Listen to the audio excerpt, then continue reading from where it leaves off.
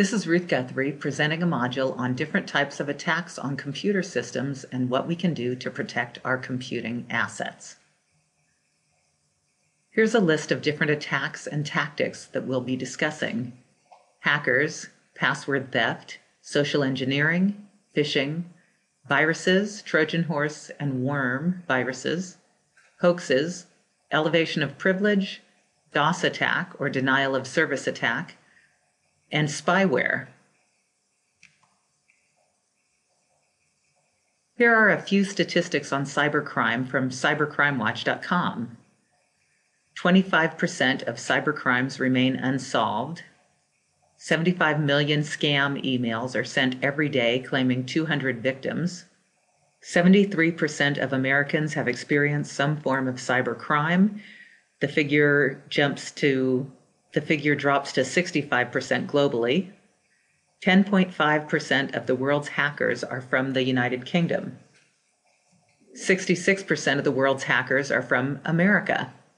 7.5% are Nigerian. The average internet crime will cost the victim $128. People breaking into computers without authorization are called hackers. Since the variety of types of attacks is so great, there are several different names for the different types of hackers. A white hat hacker is one that breaks into a computer system for good. That is, they break in to show a company what their vulnerabilities are. A black hat hacker is someone who breaks into a computer system for personal gain, stealing money, or malicious intent, deleting data or destroying computer systems. A hacktivist is someone who hacks for a political purpose. A group known as Anonymous had a very public protest against the Church of Scientology trying to remove footage of Tom Cruise talking about Scientology from the web. Anonymous organized hacking protests in the form of DOS attacks that we will talk about later against the Church of Scientology because it violated the freedom that the hacker ethic often embodies. Anonymous was formed as a subgroup of the 4chan website. The first known hacker group is 2600. The group now publishes the Hacker Quarterly. A cyber terrorist is a hacker who attacks countries to try to bring down the government, or they use computing as part of a terrorist attack. A famous example is a DOS attack launched against the Ukrainian government. This was done in response to the removal of a Russian World War II memorial from Tallinn. It caused the Estonian government and banking networks to crash. The hackers also posted a letter of apology on the Prime Minister's website. So I already alluded to a hacker ethic, where hackers believe that information is free and should be for all. The anonymous Scientology project, nicknamed Project Chanology, was this type of protest. In 1984, Stephen Levy, a prolific writer on computing, published The Hacker Ethic. Access to computers and anything which might teach you something about the way the world works should be unlimited and total. Always yield to the hands-on imperative, the belief that hands-on is much better and things should be free for people to disassemble and experiment with. All information should be free. Mistrust authority, promote decentralization. Hackers should be judged by their hacking, not bogus criteria such as degrees, age, race, or position. You can create art and beauty on a computer. Computers can change your life for the better. If you watched cartoons as a kid, you may have come across a show called Reboot. The philosophy of the show is very much in line with the hacker ethic. The central bad guy, Megabyte, wanted to control everything, and our hero, Enzo, wanted to free everything. If you've seen Tron, it has a similar sentiment. Enough about the movies. Let's talk about passwords and social engineering. Many people now believe passwords are just ineffective. In November, Wired magazine published an article on Kill the Password, explaining why passwords are ineffective. A Wired editor was hacked and lost all of his personal data, including photos of his child that could never be replaced. Vulnerabilities for passwords include: they are easy to guess. The top password that people use, in fact, is password.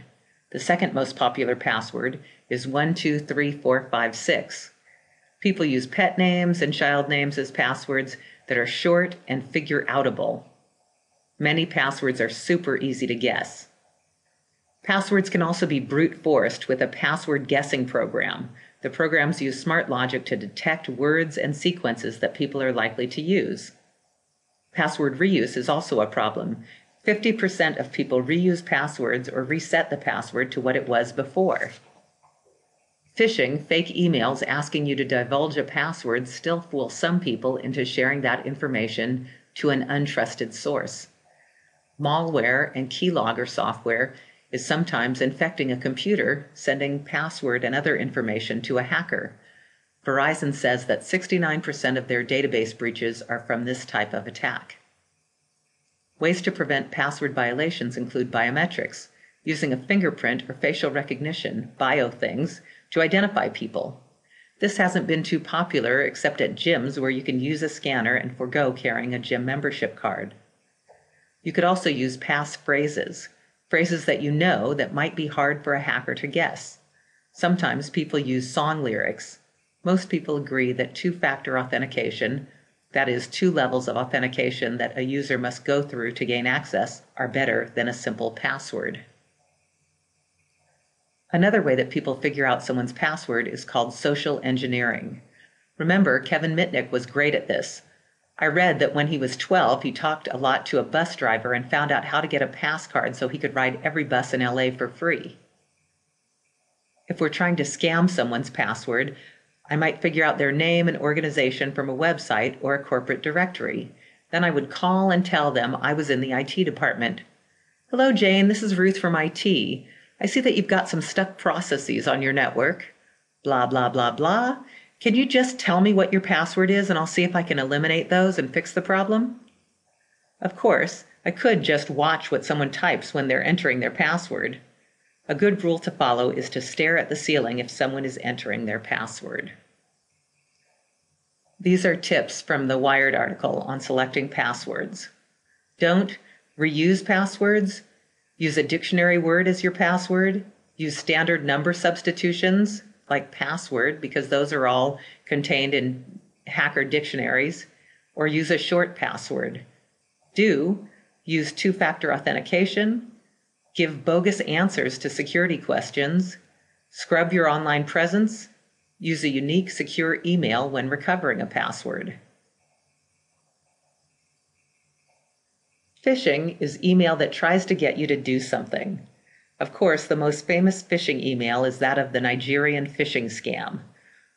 Almost everyone on the planet has gotten this email. A Nigerian diplomat needs to get money out of Nigeria. You just have to let them store it in your bank account and you can make money. Rumor has it most of these emails come from the United States, though some were actually from Nigeria. Probably some Nigerian hacker started it and it was copycatted by US hackers. Here's another example of a phishing email. I get these a great deal on my Cal Poly email. Your account has exceeded its capacity. Click the link below to upgrade. Sometimes the email messages are less obvious and users are tricked to clicking the link before they figure it out. A virus is a program that attaches itself to other things, like email, and spreads to all the computers it connects with. An example is the Melissa virus from 1999 developed by David Smith. It propagated through email and shut down several networks because they were overloaded with email traffic. A Trojan horse is a type of virus that lays hidden on a computer until a specific time, and then it opens and does its damage. A worm is a virus that eats through data, destroying it or randomly writing over data or changing it. Hoaxes are another type of computer scam. The message on the left tries to get you to copy something so that Facebook will not charge you in the future. The message on the right tries to trick the user into thinking that they need to reactivate banking access by logging into their account. Elevation of privilege means that someone gains access by stealing a password or through social engineering. Then they find a way to elevate their status on the system to give them greater privileges or access to more sensitive data. A DOS attack, or denial of service attack, is when a website or network is attacked by many weird server requests. Schemes usually include sending data or requests that have something wrong with them. For example, a ping attack is when a massive number of pings, a check of the network connection, are sent so that the normal network traffic cannot get through. The onslaught of pings can crash the network. A teardrop attack sends messages with errors to confuse a network into slow service or crashing. Many organizations could identify a DOS attack while it was occurring and would deny service to the IP address that the attack was coming from. Then, distributed denial of service attacks were created so that the messages came from many different IPs and were harder to detect. Spyware is a program that's installed on your computer without your knowledge to track your computer activities. Spyware typically tracks things like keystrokes and websites that you visit and keeps track of your cookies. It is used to facilitate pop-up ads and sales.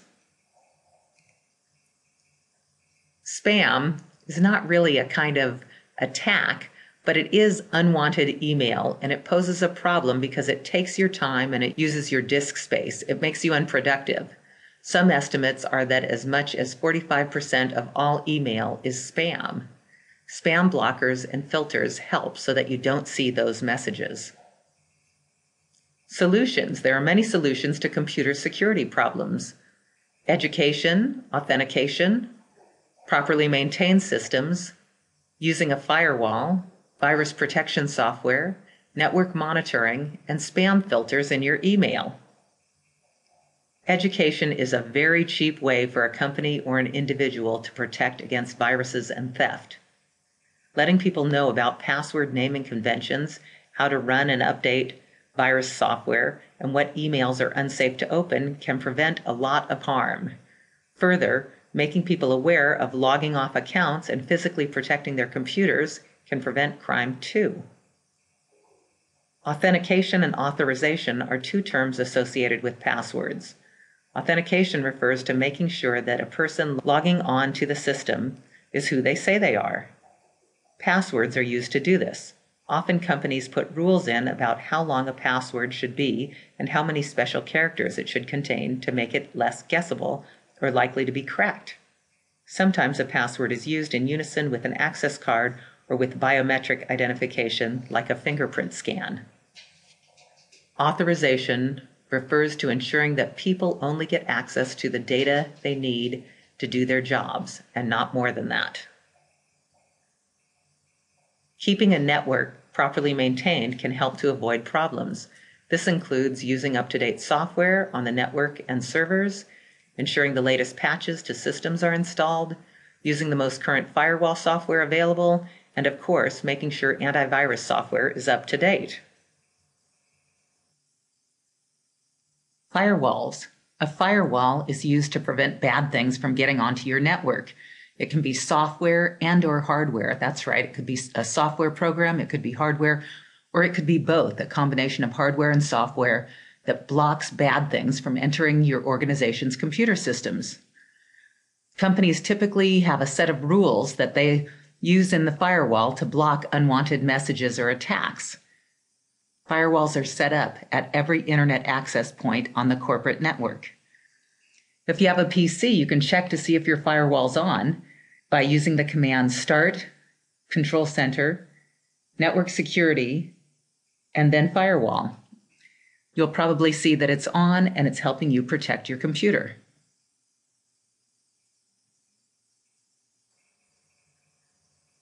You would be crazy to run your computer without virus protection software.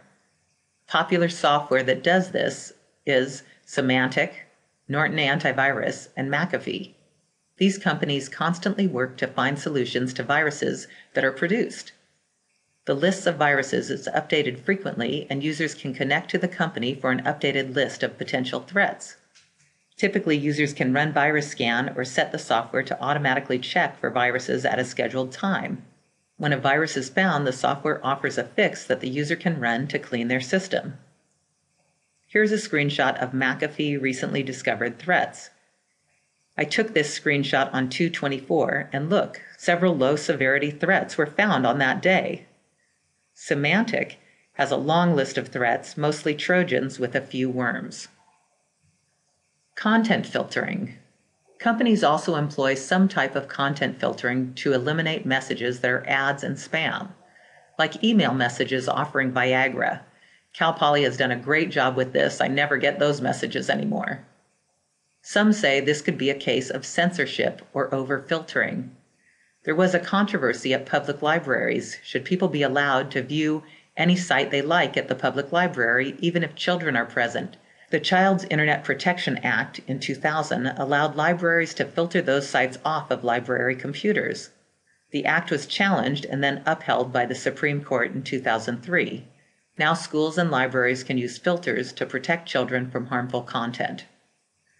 For the rest of us, we see less spam, fewer phishing emails, and less advertising as a result of this filtering. Networks are also monitored for suspicious activities to prevent harmful intrusions. Anti-spam software or spam filters are available typically as part of someone's email. Quiz time! Is a worm a computer virus? Yes, a worm is a type of computer virus. What type of attack sends many messages to a website at the same time in an attempt to crash the site? DOS, or denial of service attack. Is it okay to use a password like capital P @SSW0RD? Nope, password cracking lists have these in them, so they're not good to use for your password.